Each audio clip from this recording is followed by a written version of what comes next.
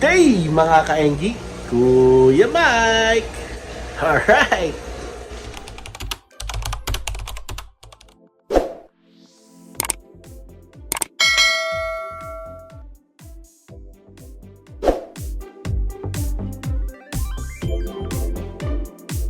Mga ka-Engi, no? Maaraw na naman. At isipin natin kung anong gagawin natin. Yung ating mga white tubs ready na yan, no?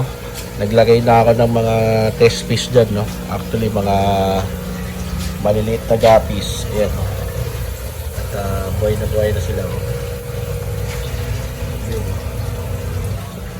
Yan. So, pwede na natin lagyan yan. Mag-separate tayo ng mga guppy fries, no? Alright. Yun, no? So, bago natin simulan, no? Shoutout nga pala kay Clarence Gale, ABM Tour Vlog, no? Tapos kay Patrick Liao, no? Siyempre, no? Shoutout rin kay John Rojas, no? Na sumusuporta sa ating channel. At kung hindi ka pa nakasubscribe, no? Mag-subscribe ka na sa ating channel, no? So, yung channel ni Kuya Mike, hindi lang naman yan puro gapi, no? Meron din niyang arowana, yan, no? Cherry.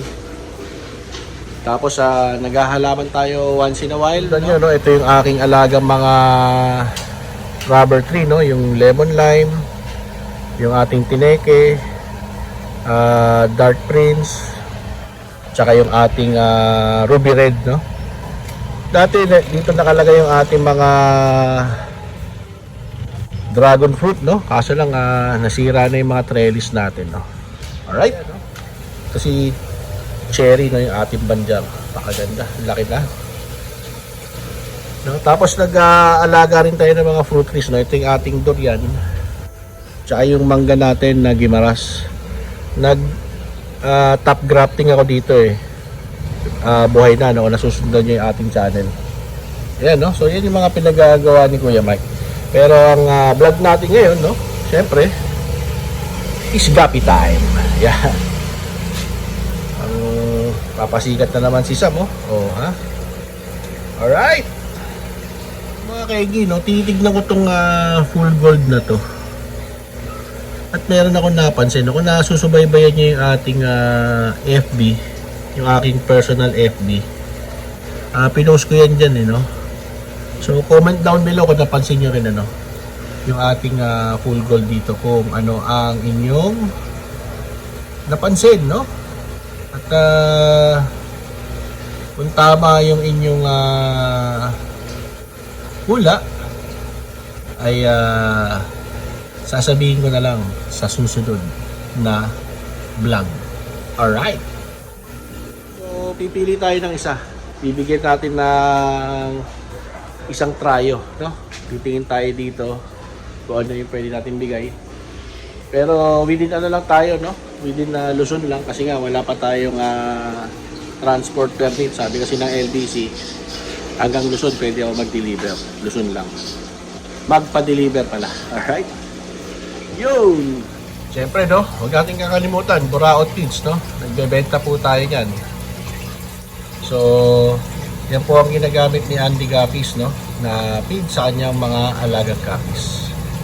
So, si Kuya Mike ay reseller na ng Buraot Feeds. Alright? So, gulat ng buko, no? Week update tayo dito sa mga tanks natin habang maaraw para kitang-kita natin. Alright, mga kaingi, ito yung ating wild red, ano? Yan. So, nakikita nyo sila. Yan, napakaganda at napakasigla, ano? Yun, no? Tapos, ito yung ating YKC Delta. Nagsisilakihan na rin, no?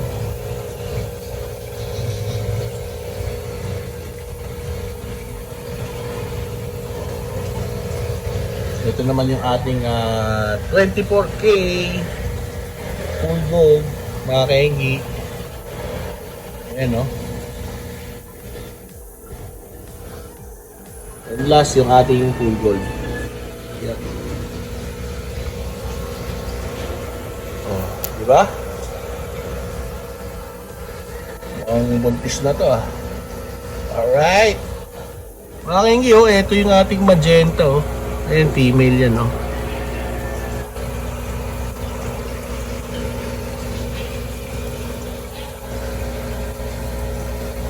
Sana ay maparami natin sila.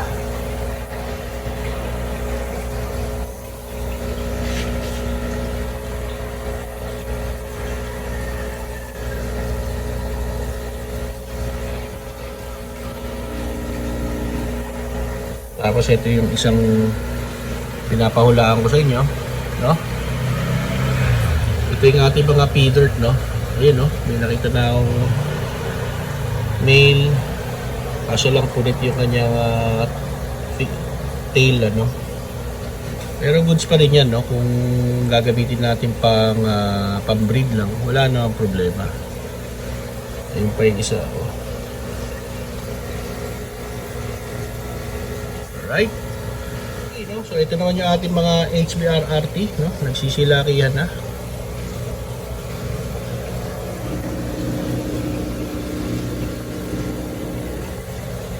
At ito yung ating mga HB Blue. Yan, no? Nakita sa liwanag. Ito yung ating BDSS na Vietnam line, no? Na ribbon, no? Ribbon jeans. At ito rin yung isang BDSS natin na hindi naman siya ribbon, no? Oh, diba? Yun, ang ganda, oh.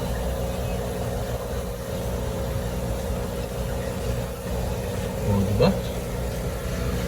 Tapos yung ating mga Singa Blue. Singa Blue. Yan, ako naman.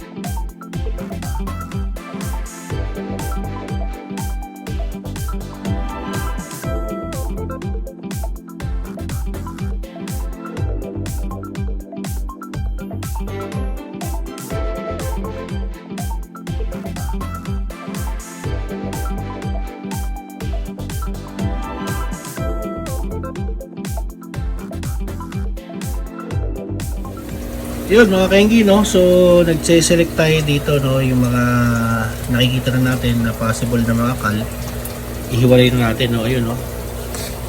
So mayroon na tayo nakita na namumula. Yan, no?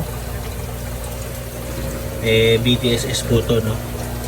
Alright, kainggi, no? So yung mga dito, yung mga malalaki naman, lipat na natin dito sa baba para yung mga maliliit tuloy-tuloy lang kanilang paglalaki. Alright. So mga kainggi, no, nandito natin mga pea dirt, no? Lipat na natin sila dito sa white tub para mas malaki yung kanilang galawan. Alright. Pero linisin muna natin, tapon muna natin itong mga snails, no? Makadami. Ang bilis nila dumami talaga mga kainggi, no?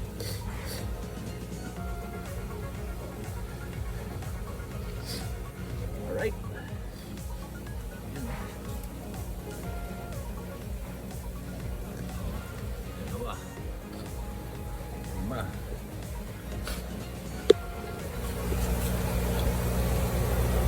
Ito.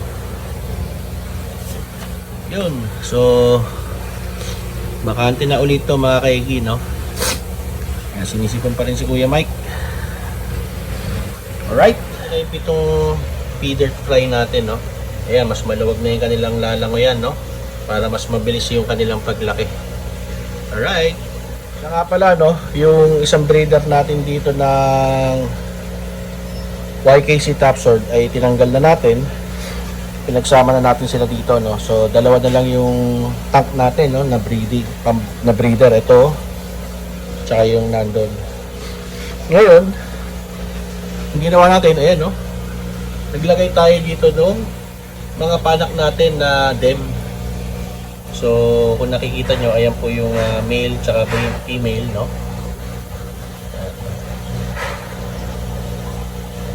Ayan yung male natin, no? Ayun, napakaganda naman. Kaya lang mag-focus eh. Pero yan po yung male, female natin. Alam ko dalawang male yung nilagay ko dito, no? Bali, dalawang trio. Apat na female, dalawang male, no? Alright? Tapos, dito pa rin po yung ating mga original na breeder. So, yung mga nandun, mga paanak na nila yon, no? Mga kainggi. Yan. So, ayun, no, mga kainggi. Bakit ginagawa ni Kuya Mike yun, no? Nag-select. Actually, hindi pa nga ako nakapag-select na, no? Pero, as a breeder, no? Siguro, tip ko na lang rin, no? Gawa tayo contingency, no? Na pagka napaanak na natin, kung kunyari marami naman tayong pares, marami tayong mga trio na nakuha, no? Gawa tayong contingency, no? Paghiwa-hiwalayin natin ng lalagyan. Para kung sakaling may mangyari do sa tub na yon o sa tangke na yon, meron pa kayong strain na babalikan, no? Meron pa kayong linyada na mababalikan. Ngayon, maganda rin naman yung sama-sama sila sa una para mas mabilis yung inyong production. After nun, gawa na kayo ng contingency. So ayan, ang tip ni Kuya Mike, no? Ito, no, kung makikita nyo, no, meron tayong 24K full gold. Meron tayong full gold dito. Meron tayong full gold dyan. At meron din tayong full gold na naman dito, no. So, apat yan. Actually, tatlong full gold. Tapos isang 24K. Ito, yan, pinadadami ko pa yan. Pagka nag-anak yan, gagawa rin tayo ng contingency dyan, no? Itong ating wild red, yan, no? So, ito yung wild red. May wild red tayo doon. Tsaka, ito. Itong dalawa, wild red yan. Alright?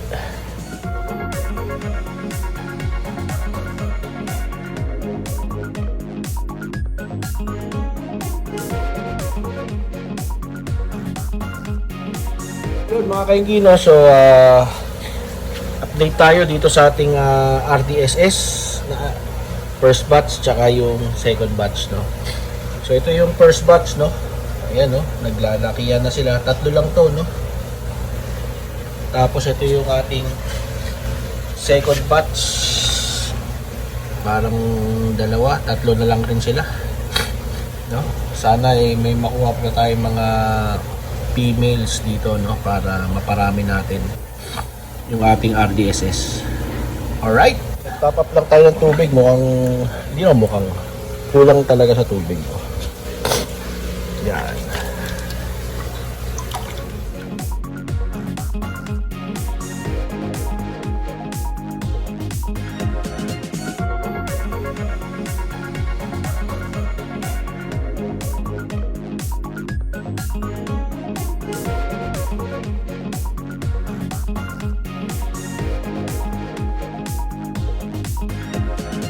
Ayun mga kainggi, no, kung di ka pa nakasubscribe, please consider subscribing. Like and share na rin tong video na to para dumami pa tayo sa ating channel. At the same time, paki-shoutout na lang yung location nyo para malaman natin kung saan umaabot ang video na to.